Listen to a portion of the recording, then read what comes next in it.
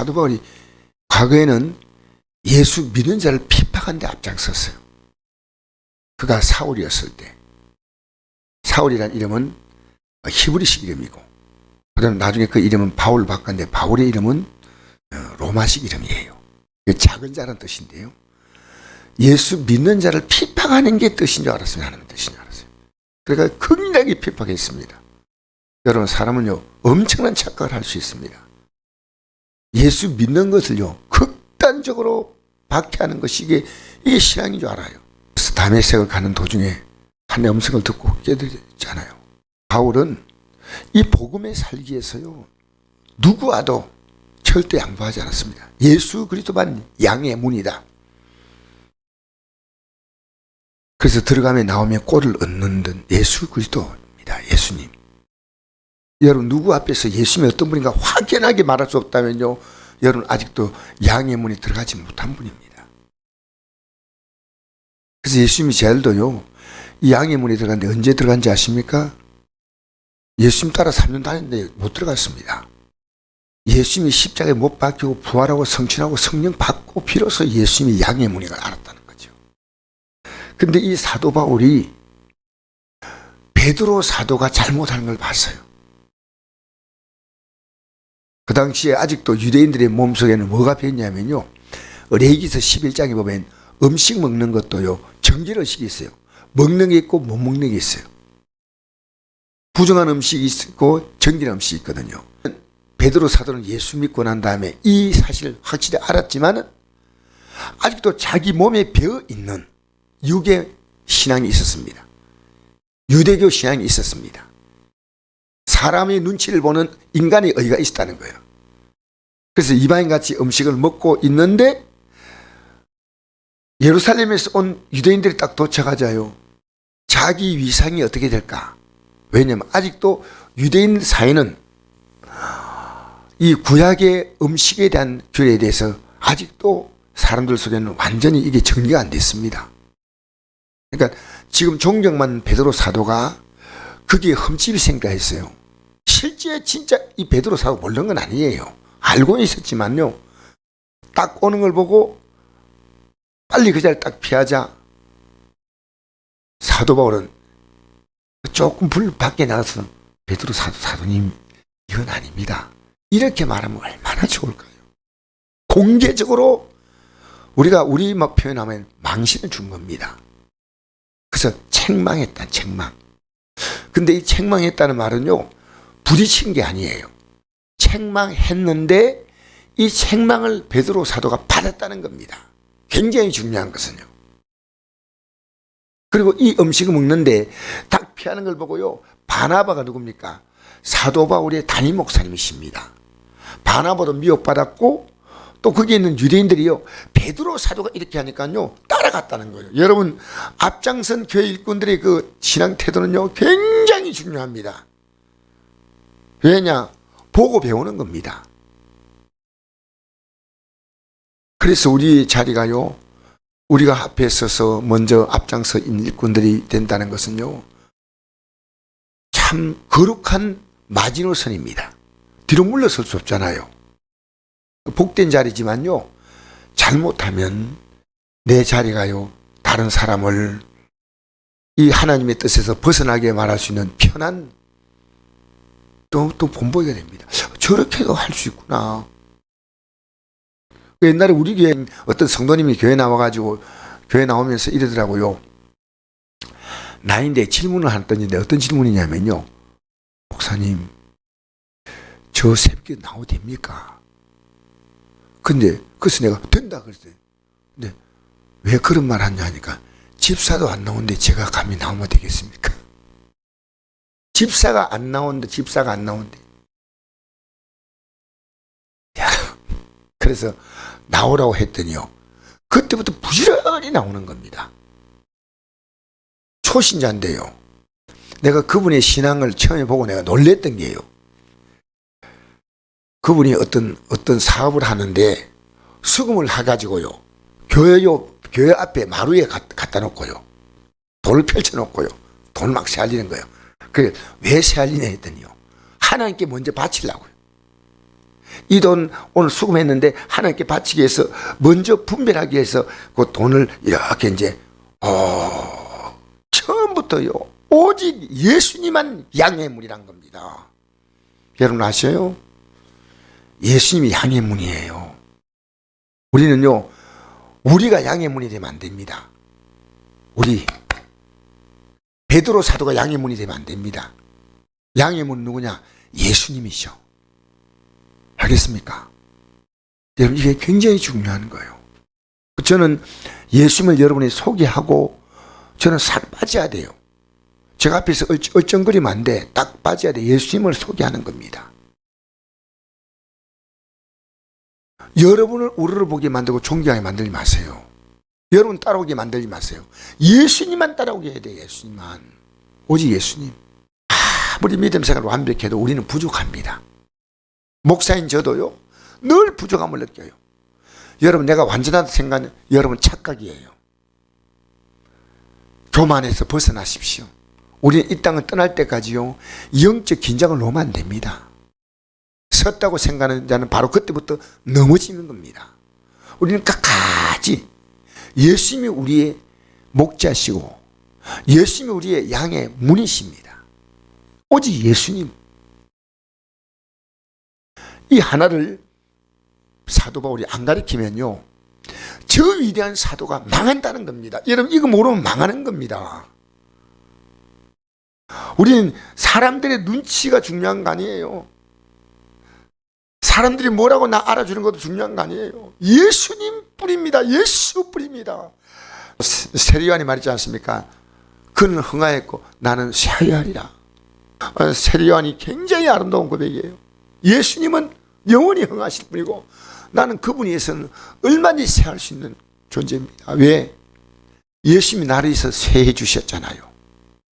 살과 피를 주었잖아요. 여러분 우리 아주 얄팍한 자존심, 사람들이 나를 보는 그 눈, 그거 너무 의식하지 마세요. 목사님 왜 지옥을 얘기하지 않습니까? 지옥을 얘기하셔야 됩니다. 지옥은 분명히 있습니다. 그러니까 나는 못하겠대요. 왜? 그 말 했더니 성들이 싫다고 자기들 얘기하더래요. 그래서 못하겠대요. 여러분 싫다면 못해야 됩니까? 여러분 듣기 좋은 말만 하면 될까요?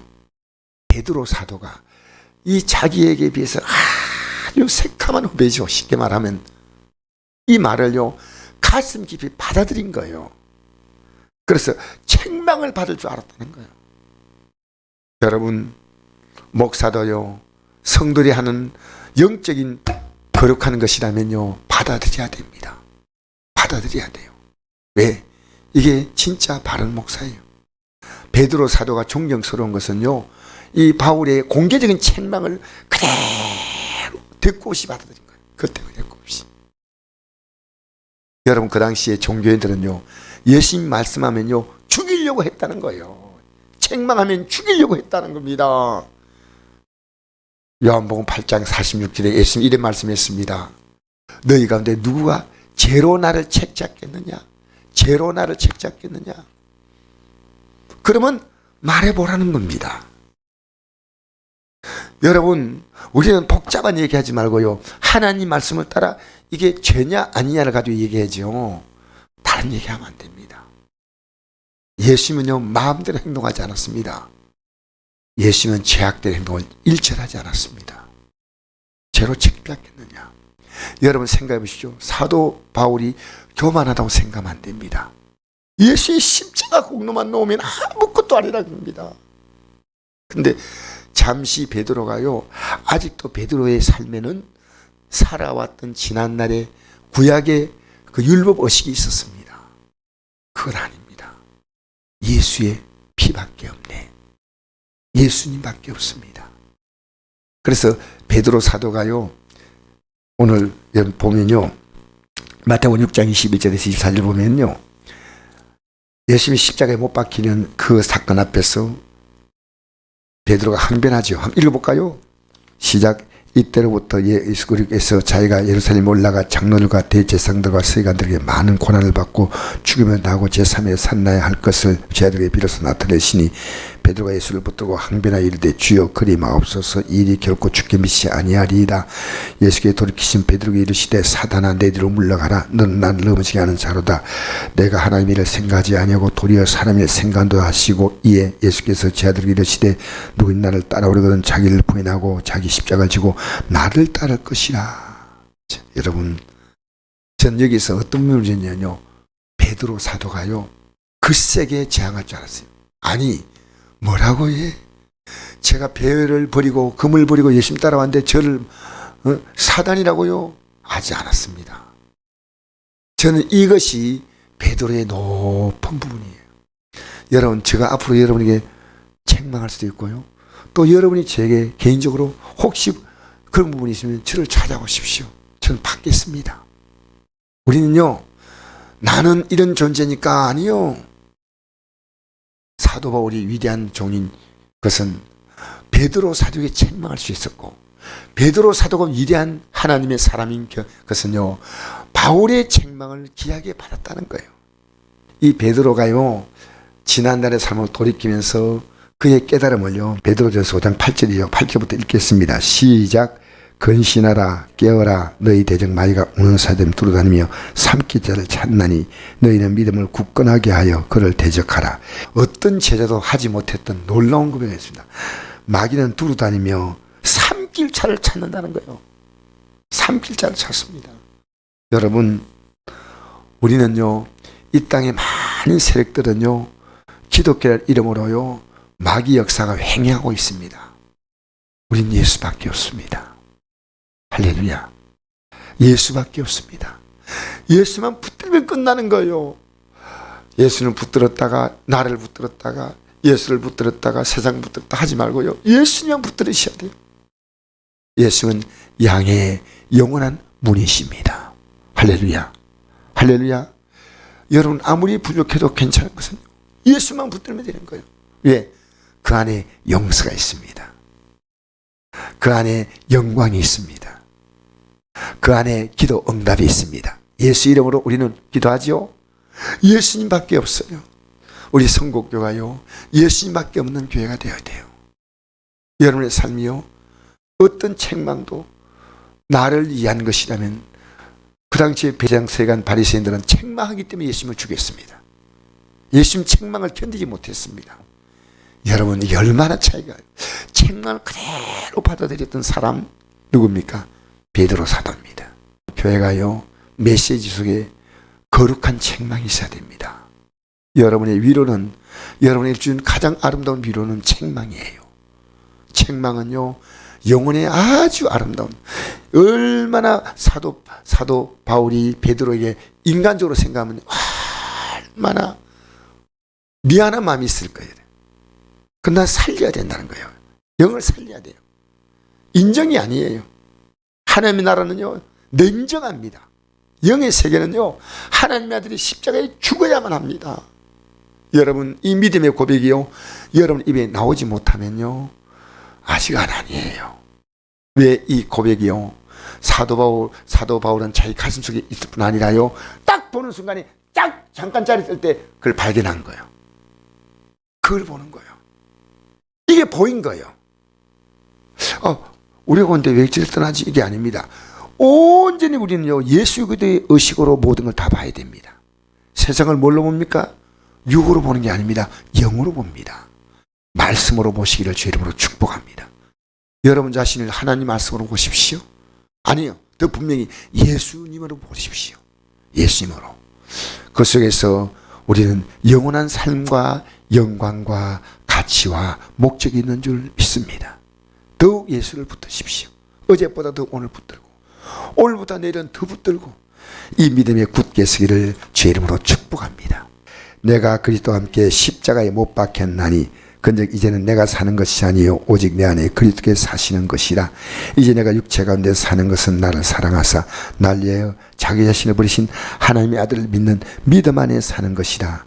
내가 하나님의 은혜를 피하지 아니하노니 많이 어렵게 되는 것이 율법으로 말미암으면 그리스도께서 헛되이 죽으셨느니라. 아멘. 여러분, 우리는 그리스도와 함께 십자가에 못 박혔습니다. 지난 날은 끝냈다는 겁니다. 이제 내가 사는 것은 예수님 때문에 삽니다. 할렐루야.